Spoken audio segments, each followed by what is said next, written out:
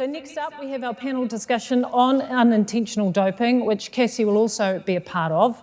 This session is facilitated by Caleb Shepherd, Learning Quality and Content Advisor for Te Kahu Raunui, and a former high performance and Olympic medalist. Caleb will provide a little bit of an overview of unintentional doping, just to help frame up the panel's discussion before introducing our panellists. So can you please make welcome to the stage Caleb Shepherd.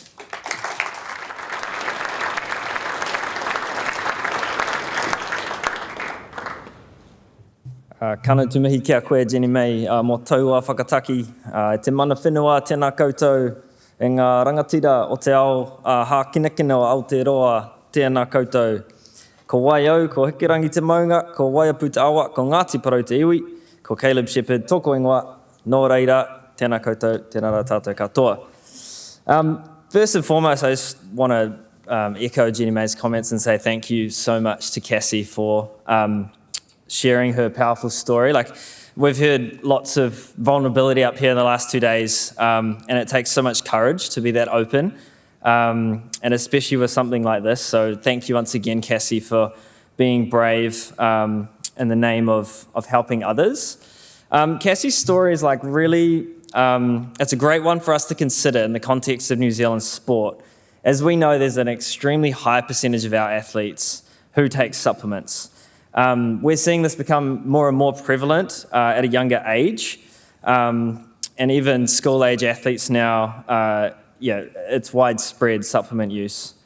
And as Cassie has touched on, some of the reasons why the supplements are such a risk are that they could be contaminated from manufacturing. There could be things in the supplement that aren't on the label, either deliberately or accidentally. And contamination or accidentally ingesting one of those substances could lead to an unintentional anti-doping rule violation, or ADRV. So as Jenny May said, I'm just going to frame up the topic a little bit more generally before we move into the panel discussion, and I invite the panel to join me on the stage. So when it comes to doping, unintentional doping, it's very much a spectrum. You'll see up here in a moment, at one end of the spectrum, you've got someone doing, like Cassie, everything in their power to compete cleanly, but still perhaps testing positive. At the other end of the spectrum, you've got people trying to abuse the system. Your Lance Armstrongs of the world, your dopers in the traditional sense of the word. They're doing everything possible, right, to hide and to cheat the system. And then you've got this grey space in between where a lot of the cases which fall into this category will fit somewhere within that spectrum, and it's quite hard to work out where they might fit. No fault or negligence, in Cassie's case, refers to those athletes who have taken every measure possible, but still tested positive. Significant fault, negligence, recklessness is your traditional dopers. And then we've got this in the middle. No significant fault, but potentially careless. And a lot of the cases could end up in this scope. One thing we need to keep in mind is that even if the athlete has the resources and the means to prove that it was unintentional, it's extremely rare that there will be no form of a sanction. That's the way that the code works. And contamination is one that we hear about fairly frequently, such as the Chinese swimming contamination case or the high-profile tennis players in recent years. So we hear about contamination a fair bit. But that's not it for unintentional doping. There's a range of things that could also cause what WADA labels as unintentional doping. I'm going to run through a couple of examples now just to frame it up, because it is a much broader issue. It could be using recreational drugs outside of sport, not intending to enhance performance, but they could still be in your system. Incorrectly filing whereabouts information, Cassie touched on that. It's a really quite an intensive process as an athlete, and incorrectly filing whereabouts, essentially administrative errors, could end up in this category. Physical contact with somebody taking prohibited substances. We might hear a couple of examples from the panel at some point today, but you can end up having a substance in your system from physical contact with another person who might have that in their system. Unknowingly working with a banned coach. Think about community level sport, you might have no idea of that coach's background, and they could actually be already banned from their sport, but you don't know. So that's an unintentional, potentially a rule violation. A couple of others really quickly could be refusing to provide a sample during the doping control process, giving the wrong ID, could be seen as an attempt of tampering. Using medication without checking its status and testing positive, you didn't mean to do wrong, but it's still in your system. Or ingesting a food that has something contaminated, like a protein powder that's been added to it. Now, based on the sanctioned athletes in New Zealand, we do believe that the vast majority aim to compete cleanly and within the rules. I think that's why this topic is even more important for us as sector leaders, or for you and for us, that we ultimately need to try and protect athletes as much as possible. If we think they're trying their best, what can we do that might help their situation? So in a New Zealand context, since 2021, there's been 21 athletes sanctioned for ADRVs.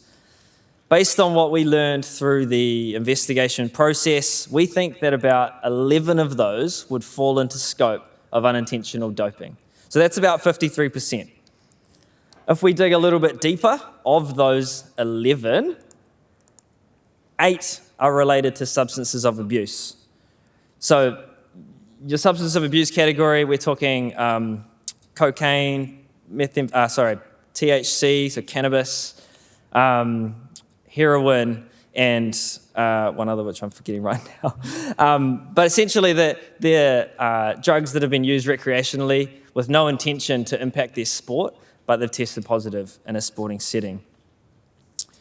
I think we'd be naive to think that New Zealand athletes aren't affected by the societal pressures and norms and the trends, such as using recreational drugs that are out there. And you know better than us, those in your sporting community, what issues they might be. And there's going to be a massive spectrum within this room. But I'll ask you one question.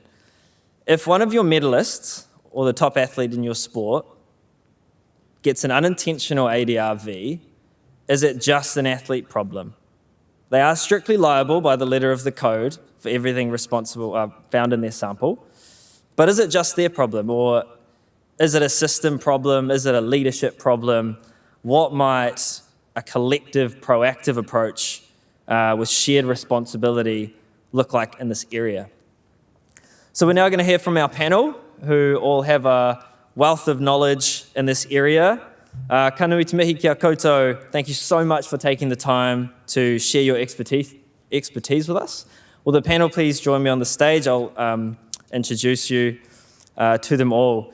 So we've got Alexis Cooper, Head of Sport Engagement at Sport Integrity Australia, and also a member of WADA's Unintentional Doping Working Group. We've got Hayden Tapper, Investigations Manager at the Commission. Toby, Cunliffe-Steel, member of the WADA Athlete Council, Commission Athlete Engagement Group, and WADA Contamination Working Group. Christel, Dunshea-Mooij, Head of Performance Nutrition at High Performance Sport New Zealand, and Cassie Fien and Fonzie, who need no further introduction. Please warmly welcome them to the stage.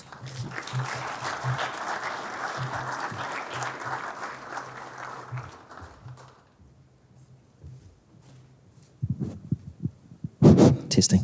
Oh, I get to be in the middle. Look at that. What a treat. I feel like a rock star. All right, we'll just get straight into it. Hey, thanks, team, so much for being up here with me. Toby, I'll start with you. I've got a few questions, but as always, anyone who wants to jump in, please do so. From your experience, Toby, and an athlete representative perspective, how big is this issue of contamination globally?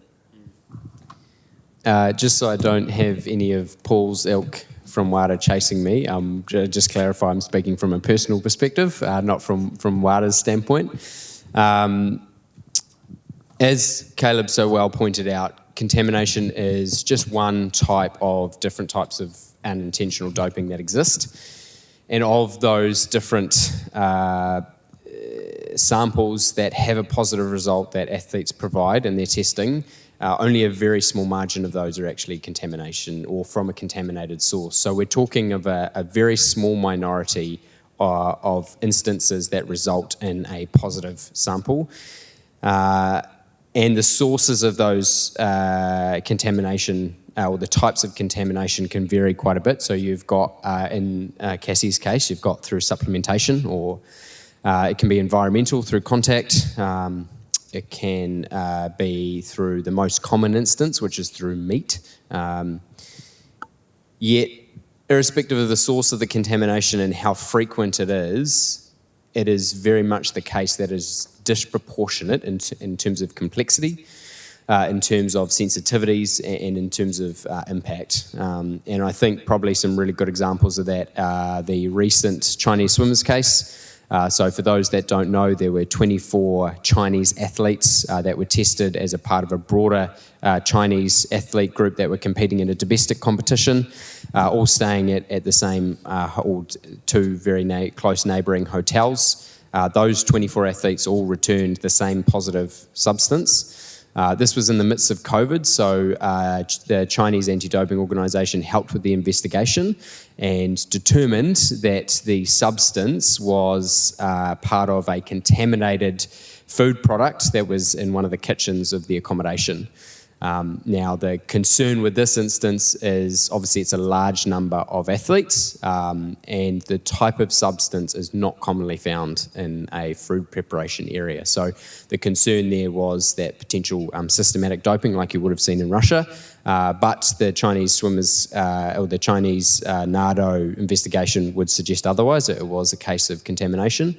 Another case that had significant impact is the recent Sinner case, whereby the men's #1 tennis player in the world tested positive for a sample that came by way of one of his support personnel was using the medication that was actually prescribed to his coach, so a different person in his support personnel team, and during massages then that said substance landed in the Sinner's sample.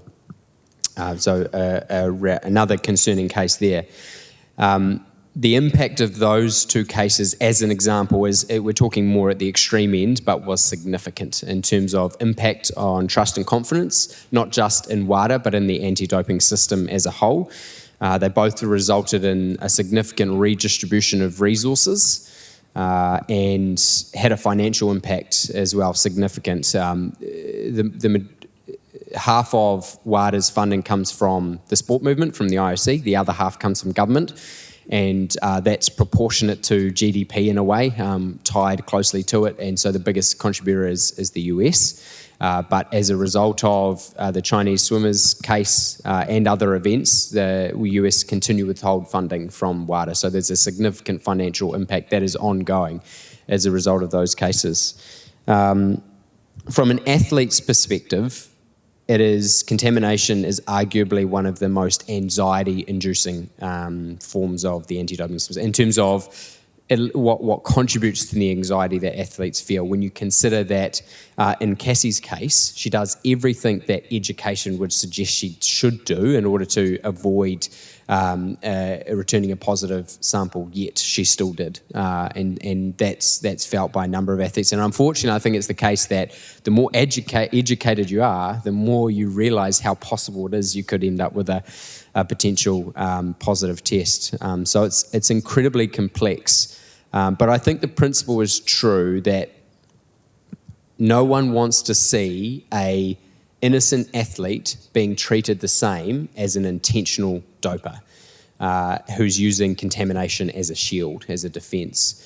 And so WADA are putting, and WADA very much is of that belief and is putting significant energy in trying to better deal with contamination and in particular trying to be able to better distinguish between what is an innocent athlete that has returned a positive sample through means of contamination, or are they intentionally doping? And examples of that are standing up the task force of unintentional doping that Alexis is on, the working group on contaminations that I'm on. There's also a working group on contaminants as well.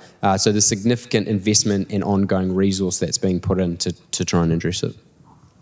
Yeah, thanks, Toby. Yeah, I can definitely feel that anxiety about this issue from past experience. We'll move to Lex now. Lex, you're currently part of the WADA task force, focused on unintentional doping, probably a little bit more broadly. What specific problems is the group trying to solve? Yeah, thank you. So whereas Toby's focused mainly on that contamination space, our task force is looking a lot at unintentional doping and things outside contamination. So that could be, we have cases where athletes use an IV drip, for example. They're only using saline to rehydrate, but if they use more than 500 mils, I think, maybe it's 100 mil, they can get a ban. And so they have no intent to cheat. We spoke about whereabouts, particularly athletes who might have ADHD, for example, really struggle with that kind of life admin workload, and then they get violations. So we're looking at all of those ways that athletes can inadvertently get caught in this system that can be a pretty tough system. So in terms of what our focus is, one is we need to have a common understanding of what unintentional doping actually includes. You showed that great graph with the grey in the middle. So recently there was some research being done to understand whether people agreed with this definition that we were proposing. And it's really varied. Some people really don't think that whereabouts could be unintentional. They see that as being like 99% of athletes around the world are able to deal with this system, and I don't think that that could be an unintentional case. Other ones say that not having education is no excuse. There's so many resources out there, so even if you didn't know, that's actually on you. So trying to figure out what the system would accept as being unintentional for the purpose of either sanctioning or resources or support is challenge number one. What do we actually make of that grey area? Number two then is the prevalence. So we really want to understand what percentage of cases do sit in this unintentional space. Great to see you guys have run some numbers. Historically in Australia, we've seen around a third of cases have sat in that kind of unintentional space, whether to do with supplements, substance abuse, IV drips, those sorts of things.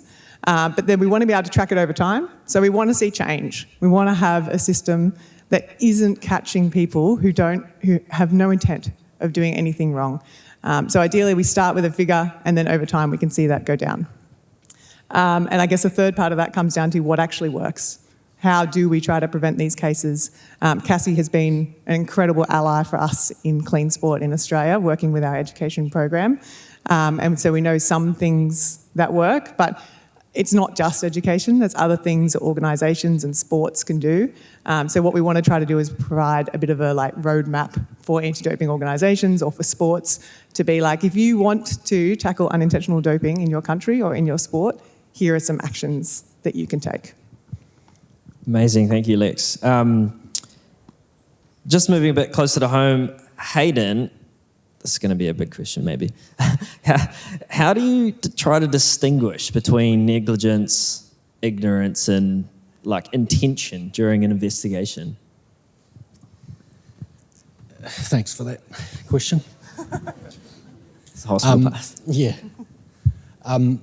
Before I answer that, I want to sort of acknowledge that is a real tricky area. You saw on the your chart about the unintentional spectrum, and you've got athletes like Cassie on one end doing the right thing, and then you've got other athletes that we've dealt with in the past who are definitely not doing the right thing, and us trying to navigate that, it is really, really tricky.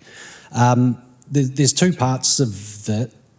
We've talked about strict liability, it's been mentioned up here. So if I'm talking about positive tests, if you have that in your system, there's going to be some sort of violation most of the time. It's really difficult to get off that.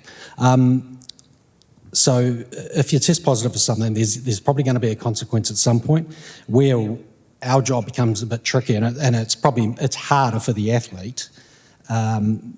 We've got to establish whether, no fault, no significant fault, whether it's carelessness or negligence, and those become potentially really subjective things to try and work out. Cassie did everything right. She worked with ASADA and they highlighted exactly what was in the banned the banned substance and what supplement it was in. She's still got a 9-month ban. So,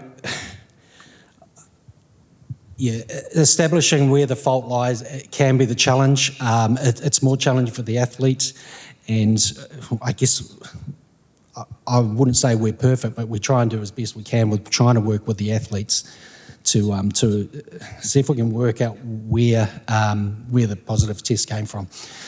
In the WADA code, and the sports anti-doping rules, there are some off ramps which have been added to it in the last few years. Contamination is sort of one thing where there are possible avenues to investigate contamination and whether that played a part in the positive test. So those things are helpful, but they're not easy for an athlete to establish. So yeah. I don't know if I've answered the question that well, but all I'll say, it's a minefield because you don't know what's in people's head. You don't know what their intention is. But we use the tools we've got to try and sort of, I wouldn't even say steer the athlete, but hope that the athlete can go on the right path to be able to get the sanction they deserve. And that could be, if it's a contamination one, it could be they could get a warning. And no sanction at all, no ban at all, which is great if you're someone like Cassie, if that was around when Cassie went through the system. But if you're, everyone in the room would say if you're a cheat, if you're intentionally cheating, people would want them out of sport for as long as they can. So that's the challenge. I look at my sports tribunal colleagues down the back, and that's a challenge they face as well when we're presenting the evidence to them. Can I just jump in there quickly, building on that, so just to reiterate the point, if an athlete returns or provides a sample that returns a positive substance, has a substance in it that is on the prohibited list, which is becoming more common, by the way, because with the advances of technology, laboratories can detect at minute levels. So we're talking like a drop in a swimming pool equivalent. So as a result, we're seeing more positive test return, and it is on the athlete via strict liability to be able to evidence where the source of that substance came for, and that it was unintentional, that it landed in their substance, if that is the case. And when you think about an intentional doper, they'll probably have a protocol or a regime for their doping. And so as a result, they'll probably also be trying to come up with a defence in it. So when they return a positive test, they'll know exactly where it came from. And also they'll probably have something that they'll then try and point to as a defence for why it ended up. You put yourself in the shoes of someone like Cassie that returns a positive sample, and considering the fact that it takes a month or so on for the test to be processed, that athlete's then got to try and recollect, okay, what was I eating on Friday a month ago? How many of you, I can't even remember what I was eating yesterday, let alone a month ago, to try and work out where this came from and then prove it.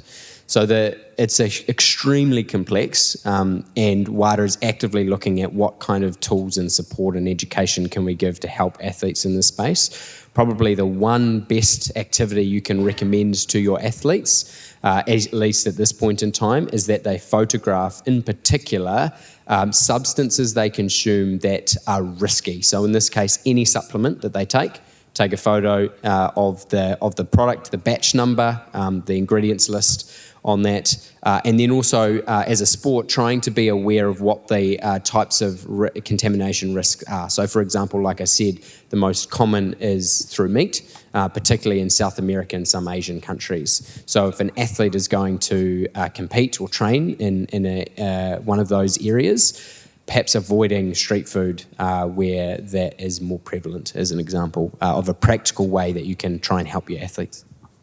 Probably, does it work? Yeah, the meat is clenbuterol, and it's Mexico and China. That's if your athletes are traveling to Mexico or China, just make sure that you have some alternatives, because that's a contaminant. So that when Hayden comes to them and goes, hey, you've returned a positive sample, try help us help you to validate that it was unintentional, then hopefully you've got something to provide Hayden back. Sorry, I'm just talking from an athlete perspective as well. We've talked about Cassie, and she did everything right. She's still got a 9-month ban. it's so hard I can see it would be hard as WADA trying to make a code that fits throughout the world, and they're trying to cater for unintentional dopers and intentional dopers, and where you sit on that spectrum is really difficult. But for every Cassie case, there's probably another 10 cases of athletes using Cassie's example as an explanation as to why they tested positive. So it'd be really easy if I could look at Cassie and say, oh, she's honest. I know she's honest. I know it was a mistake. So you don't have to answer to anything. But then you've got another 10 athletes using that example to try and get off it. So that's why WADA have the strict liability part of their regime. It's just up to us as investigators and everybody in the field to try and work out where that person fits in the system. I was just going to jump in as well to reiterate how difficult your job can be, because sometimes you hear the crazy excuses in the news, but what we're seeing is actually there can be genuine scientific plausibility to some of these. So we've seen cases overseas of people administering pet medication to a Fonzie, but it gets on their hands, and that can be enough to trigger that positive test, noting the sensitivity of the technology. We've had people in gyms sharing knee sleeves with other athletes in the gym, and they've been able to show through science that A, that's possible, and B, through hair testing of the other person and them, that it was actually a contamination case.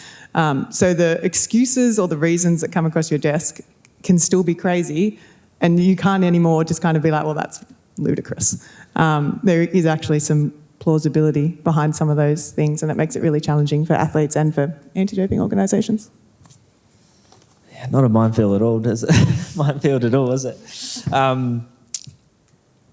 Yeah, just amazing insights there. Like, there's so much happening. It's such a balance of regulation versus athlete care, and it's such a tough spot to be in for a lot of people.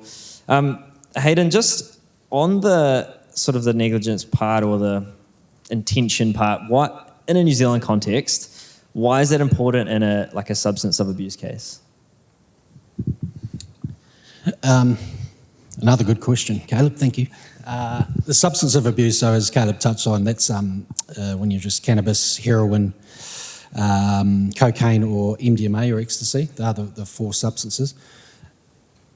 WADA in 2021 code added the substance of abuse category, where if athletes test positive for one of those substances, and they took it out of competition, they can prove they took it out of competition, which means outside of the day of the competition really, and that it wasn't for any sport enhancing reason, they can get a 3-month ban. If they do a treatment course as well, they can get it down to a 1-month ban. So it was really, I thought it was a positive step, because we had so many athletes being caught up, taking cannabis, and whatever your thoughts on cannabis or illegal drugs are, it didn't really matter for us from a WADA point of view, or a drug-free sport, New Zealand days as it was then point of view. So I guess where I'm getting to that is the intention part of a substance of abuse case becomes important, because if you can show you were taking it for recreational reasons, you are eligible to try and get a reduced sanction. And we, as a commission, will try and work with the athlete as best we can to see if we can establish that. Unfortunately, with some of the cases, we've had the numbers or the levels of the positive test don't lie. And if it's a high number and shows that it was taken within a competition period, it becomes really difficult. Again, really difficult for an athlete to try and get the reduced sanctions to 3 months. So, yeah, with substance of abuse, I'd say it's almost easier to prove the lack of intention to dope with a substance of abuse case than, say, another performance-enhancing drug case. But it's still important, because the athlete has to be able to establish that they weren't taking it for any performance-enhancing reasons. Most people in the room would say, well, why would anyone take one of those drugs for performance-enhancing reasons? But I've heard of cases in the past of coaches encouraging athletes to use cannabis prior to a game to reduce the anxiety and the nervousness before a big match. So you'd argue that could be performance enhancing. I'm not sure, but most of the time the recreational drugs or substances of abuse cases that we're seeing are people using it outside of the sport context, but getting caught up in this, really tough system. You're dealing with young people. Yeah, thanks heaps. I'll just steer us into the other side of that investigative process. And Cassie, if you don't mind, and you've given us great insight already, but as someone who's lived that experience, you've sat on the other side of the table in an investigation, can you just talk us through a little bit about what does it feel like? How hard is it being on the other side of that table? If I had to say one word, I felt like a criminal. So I had 2 investigators come up to my house. They were dressed in all black suits and stern faces, coming to my front door, it was all arranged. I knew they were coming. And I don't know if anyone's seen, crime movies that you've got investigators in a room and they're shining a light on your face and going who, how, when, where, what, why. That's exactly what it was like. And be candid about it, so there was a recording device in the middle of the table and I had 2 investigators just grilling me about times and dates and why and when, and not just about that supplement, about what I ate, why I trained, where I did, just peppering me with questions. And then once they finished their, formal part, they hit stop. Then they sat back in their chair and they went, "Oh, we feel so sorry for you." I'm like, "But what?" So I'm not putting them down. I'm not blaming them for it. They were doing their job. I'm here because I believe in the anti-doping process. I'm not putting them down for their job, but I'm like that was the switch. I literally was treated like a criminal. And I guess for someone like me with, the history that I have, that hits even harder. And I guess also, again, someone like me, the shame and humiliation that I feel about it, you probably won't hear of stories like me. I already know of 2 athletes that have actually taken their life because they got an anti-doping rule violation. But we don't hear about that because no one wants to be public about it because it's so shameful. So you might be sitting here going, "Oh, I don't really hear of many people, getting done for unintentional banning, and what's it really matter?" Yeah, it's actually lives of people, but I still sympathise and understand that I still want the dopers, the intentional dopers, to be caught. But like has been mentioned, these people are so sophisticated in what they do. They have all their bases covered, and they know exactly what they're doing. It's like. I think someone explained it. I don't know if there's someone here about a speeding camera. So you might get someone that's going 1 or 2 Ks over, but the speeding camera is set to say 200 kilometres an hour. So someone that's going 250, you won't catch any of them because the camera's not set to go that far. So I don't know. Yeah, I felt like a criminal. That's my answer. Can I jump in? Yeah. Please do. I'm not sort of defending the other side here, but I 100% hear what you're saying, Cassie. I came from a law enforcement background before I came to drug-free sport and did this work. And it was in a very short amount of time after dealing with a few athletes that because I came in thinking I'm going to clean up sport. I'm going to bust all these dopers. Very soon, the reality hit that this is really serious stuff, whether you're intentionally doing it or unintentionally doing it. Sport somehow seems to be more of a link to people's identity. So when I ring up or go and see them and knock on their door and tell them I'm ripping that away from them, it was really quite emotional stuff. And I guess I'm always cognizant of that when we're dealing with athletes. Equally, we're trying to navigate that whole intention, no significant fault part as well. But yeah, I hear exactly what you're saying. Appreciate it.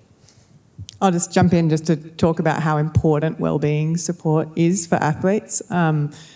Like Sport Integrity Australia, we could have done better. I think sporting organisations, it's on us as anti-doping organisations to do the way that we do our work in a really mindful way of wellbeing. It's also on sporting organisations like yourselves to support the athletes when they're going through this process, whether it is intentional or unintentional. They are people, their careers, their lives, their friendships are being ripped away from them. And so it's really important that we have things in place. I think the system has come a long way. I mean, Cassie's story, like I said, has helped shape so much of our own policy and process in Australia, as well as other athletes who have been brave enough to talk to us. But I guess the takeaway is it's a sector-wide thing in how we help them with the feelings of shame, letting people down, feeling like criminals, again, whether it's intentional or unintentional. And some amazing common threads coming through from all our different topics, like just always circling back to that sort of wraparound care, threading integrity through to everything that we do as organisations, as a sporting community, to protect athletes. So, yeah, really great insights. we're just going to go a little bit into sort of a specific, the supplements specific point. So in New Zealand, we've got massively higher percentages of athletes using supplements, and I guess a little bit of a growing concern about some of the protective measures in place, particularly in younger athletes. Christel, what do you see as being like a major contributor to that risk for young athletes? Why are they a little bit more vulnerable? Firstly, disclosure. Most of my career I worked with elites like yourself and Toby, and for that group we have the supplements program, and we do a lot of education to ensure that they make the right choices in their careers. And then underneath that group, obviously, is the group coming up. They will see athletes like yourself and Toby in the field of play, and they will see you doing what you're doing, and there might be copying going on. They will have lots of other influences like the internet, and they make choices not based on their health, their individual needs, their nutrition plans, but they make choices based on what they believe you guys are doing, and it's the right thing to do, whereas they never really know what you're exactly doing because they're only copying behaviour there. So that's a huge risk. They're also not aware of things that most elites hopefully are really well educated on, and Cassie said as well, like the risk of supplementation, the risk of contamination, and how you can make choices. I can't endorse more what Cassie said, like there is no supplement that's 100% safe, but and we can't say that enough, but we're also aware that supplement use is high, and we try to guide athletes towards a safer choice, and young athletes are not aware of that, so they're all risk. And then most importantly, as a nutritionist, we believe that we have a food first policy, and then we're trying to top that up with supplements if that is necessary within the program. Within the nutrition program, and they might believe that they might skip the whole food first and go to supplements, and therefore there's not that good basic nutrition. And we also know from a study done at then Drug Free Sport New Zealand that young athletes using supplements are more likely to start using things that are illegal. So there's multiple risk of our young people using supplements. Thanks, Chris. Just jump in there quickly. So as a bit of background, Caleb and I went through the Roe New Zealand's high performance system at the same time, and Christel was the nutritionist there, so hence why we're all up here. But to Christel's point, like the discipline I competed in is a weight-restricted category, and so nutrition was perhaps arguably more important in my discipline than others, where there is no weight element to it. And yes, there were two main sources that I drew that informed my thinking around nutrition. One was from High Performance Sport New Zealand around fundamentals, like micro, macronutrients, timing, etc.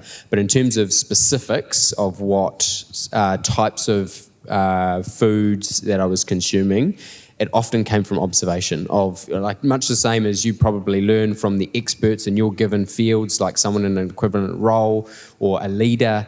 It's very much the same in a sporting context for an athlete, right? We look up to those more successful athletes as experts, and therefore the assumption that they know what they're doing, and therefore we observe and copy and mimic, even though we don't necessarily know what has gone into their decision making that results in it. So it can be to your detriment, right? If the successful athletes within your sport aren't necessarily educated and knowledgeable in the same way, then you might just be heading down the wrong path with them completely unknowingly. And it's such an individual thing, and it's an individual nutrition plan that supplements can be used on.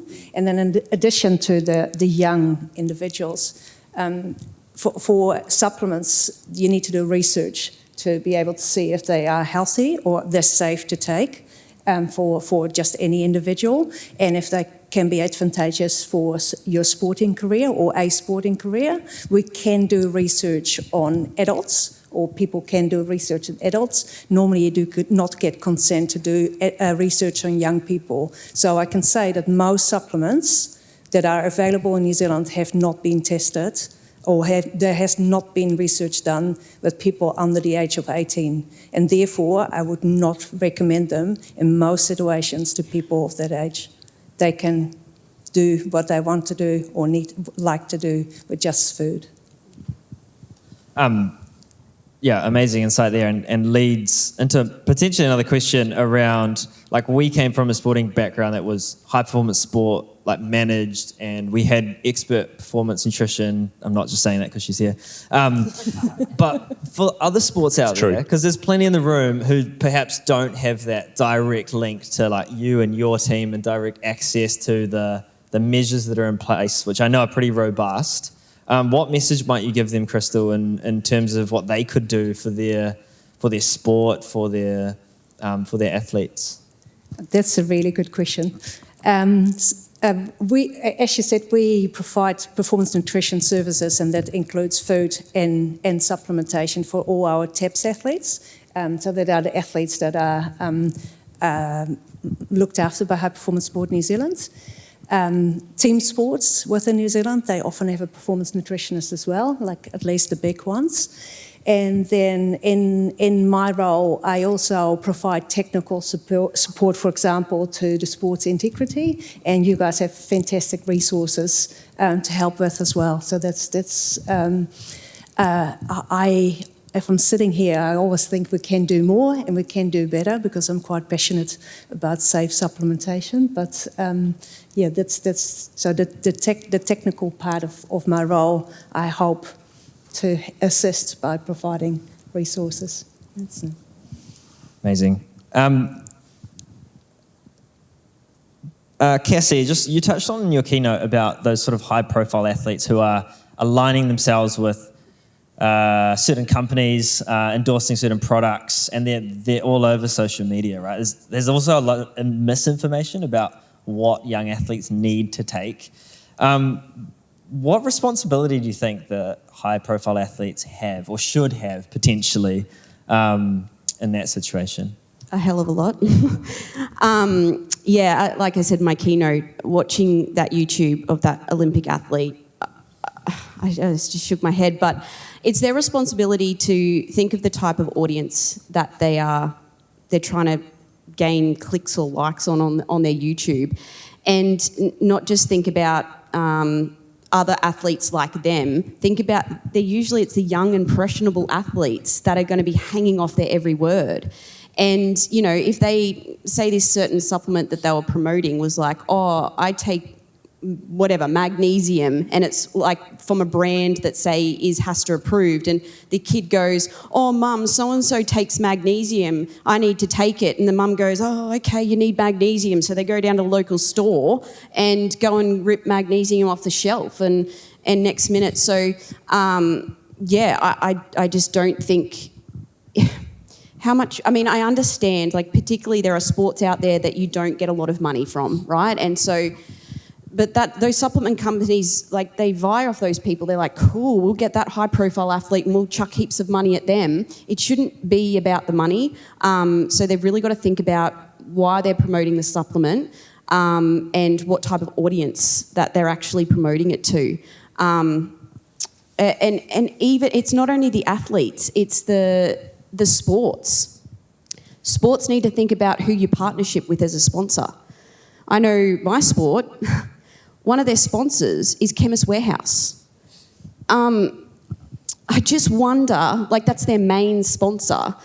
And if you're telling athletes, you know, be really careful, check everything. Oh, but our main sponsor is Chemist Warehouse, who has all sorts. And honestly, in Chemist Warehouse, there will be banned substances in Chemist Warehouse that athletes will get done for. Sorry, I'll pipe down a little bit. Just have a think. Your morals maybe need to come into a little bit of play. Why you're actually choosing a certain company or supplement company or whatever to align with. And is money really that important? If it is, that's fine, no judgment, but let's put some caveats in there. Let's go, this is what I take. I've spoken to a sports nutritionist and dietitian, and I need to take this because of these reasons. Before you do, maybe just check. How hard is that? You still get your money from your supplement company, but you're still putting that caveat out there. Same with sporting organisations. Again, I get money is limited, but let's put some caveats down there, or let's put some things in place to be able to share that information before we go and, do that. Can I? Yeah. It is a case of having the conversation, because only recently there was an athlete that put on her Instagram a supplement that was not even third-party approved. And then I had a conversation with this person. I said, you should be aware. I thought you shouldn't take supplements that are not third-party approved. She said, Christel, do you really think I'm taking that? And so she is not taking it. She's putting it on the world to see that she's promoting it. And obviously that's the messages our young people receive. So having that conversation, I think, is really, really good. And definitely this person that changed their minds. And the conversation needs to be had, because there's a certain athlete that was spoken to by the integrity officer to take that part of the video out. She did willingly to the I'm so sorry, yes, I'll take that out. But Chinese whispers came around that she went and bagged out the sporting organisation going, they're saying that we can't take any supplements at all, and that was not... So the athletes are getting arced up because they're taking away their money, and I don't know. I don't know what the answer is, but there just needs to be more awareness of it's an individual thing, supplementation. It is not a group thing. 100%. And you kind of touched on it there, but there'll be a lot of sports people sitting in this room thinking perhaps my organisation is aligned with a certain company already, or, we might already have a partnership. But what message might any of you have really in terms of what would due diligence look like, either before getting into that partnership, or you might be in that already? What would due diligence look like? Anyone want to? Just one thing, like what I touched on is, having a disclosure in there that, how you see disclosures everywhere. Supplementation is an individual case. Please consult a doctor before using. And if the supplement company or whoever you're aligned with going, no, we don't want you to put that, well, you probably really need to think about, is it really worth the money? Because there's people's potentially lives on the line. I would also include 1 in 3 over-the-counter supplements in Australia and New Zealand can be banned with WADA banned substances. Just last year. It was last year. I just want to relate a story. Cassie reminded me of when she's talking about sporting organisations being careful who they partner with. We had a matter a few years ago when I was at Drug Free Sport of a national champs being sponsored by a particular supplement company who were giving out gift bags. And we found out, luckily, beforehand that one of the ingredients on one of the products was on the ban list, but with a different name, same as Cassie's case. So we alerted them, and of course there was a legal problem between the sponsor and the company. And if you pull our products, we're going to sue you for breach of contract. And I'm sitting there worrying I'm going to get 500 ADRVs for people possessing performance-enhancing drugs. Luckily, it got sorted out above my head at lawyers, but it really highlighted how careful organisations need to be with who they sponsor, who they get to sponsor them and work with. And that was on the label. because a lot of stuff is not on the label. It's such a tricky balance, but some great messaging here around that, keeping the participant at the forefront of your decisions and, really trying to protect athletes, because ultimately they protect, your sport more generally as well. Toby, what resources and support are there for athletes who might be in this situation now and get an unintentional adverse analytical finding? So they might, they've found something in their sample, they've done everything they can. What resources are out there? I'm not just steering them to our education, there's other things out there. Yeah, of course. Well, first and foremost, I hope that all of the athletes in your respective sporting organisations are receiving education and you're continuing to keep that up, because that's, as has been reiterated, perhaps one of the most effective ways that you can try and minimise the potential situation where an athlete returns a positive sample. If they do return a positive sample, and Hayden, help me out here, I'm going to guess the Commission has a fantastic handbook. Is that given to an athlete at the point of being notified? Yeah, so this handbook sets out the process of what happens when you return a positive sample, all the way through to the conclusion of what the most extreme scenarios could be. Just a disclosure, we stole that from SIA. Stolen from SIA, so SIA has one too. And not only that, it also points to resources that are available too. So handbook is a starting point because it covers a lot of, at least domestically, what is available. And domestically, there is a free confidential counselling service. So as an athlete funded by the Commission, you can reach out to a third-party free confidential counselling service. In addition to that, there is also a legal fund. So I believe up to $2,000 is available to an athlete to cover the legal costs of engaging in an AAF scenario. Again, third party provided, which is fantastic. And to these examples of support, these resources are certainly not a global commonplace types of resources, to the extent where I am pointing the World Anti-Doping Agency's leadership to these as examples of what I think we should be trying to encourage at a global in a global setting.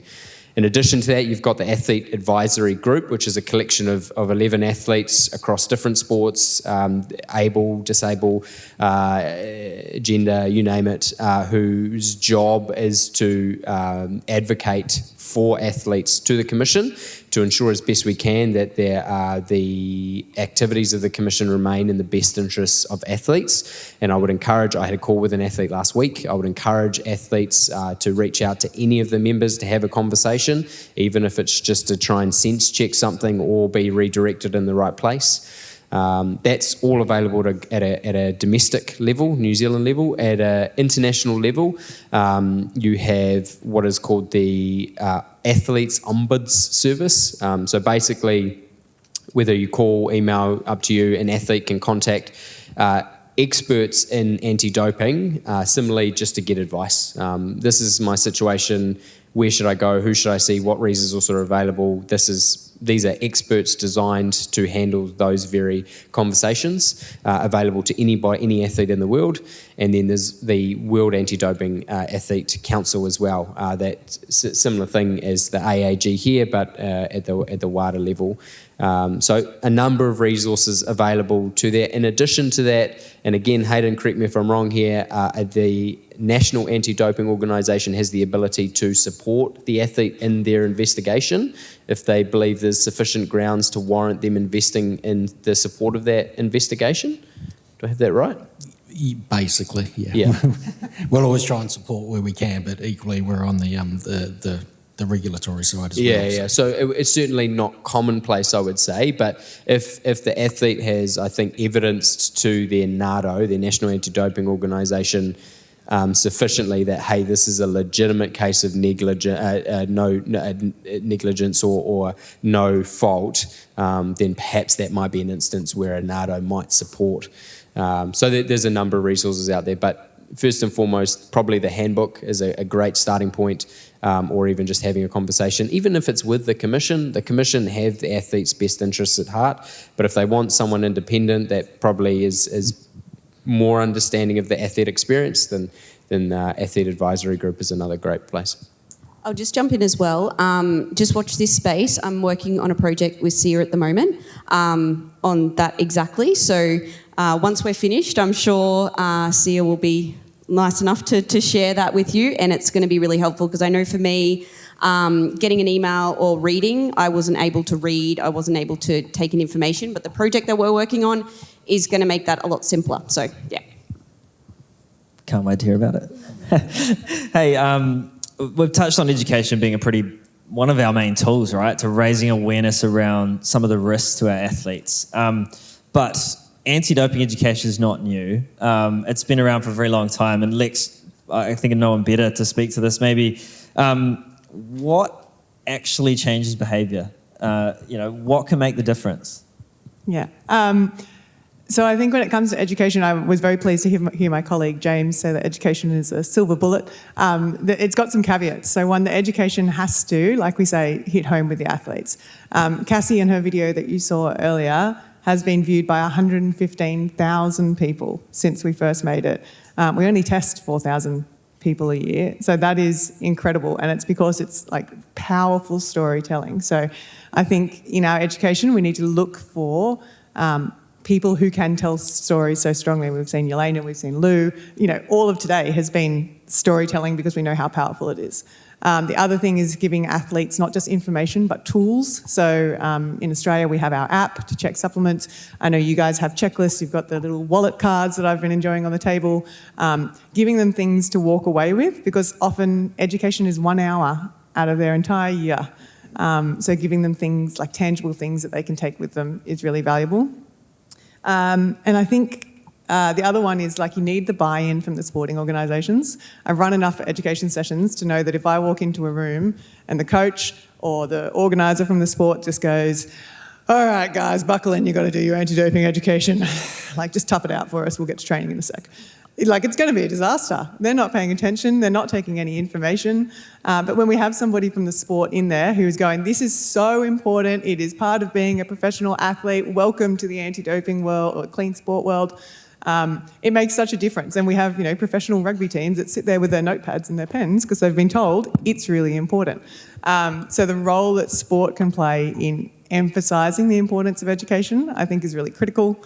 And the last point I just want to emphasise is that I think our next step, particularly on contamination education, is moving away from just the athlete into getting education to everyone around the athlete.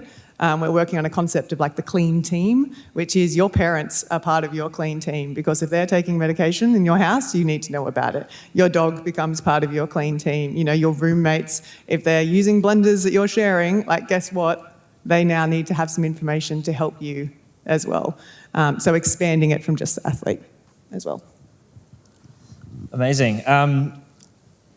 Look, we've heard a lot over the last couple of days about that protection of athletes. So hopefully you're sitting there thinking that this is something worth investing in, something worth thinking about. I just want to reiterate, just thank you so much to the panel for sharing your expertise. So incredibly lucky to be up here alongside you. Let's just all keep working together to keep weaving that culture of integrity. And this is just one of those examples. So thanks again, everybody.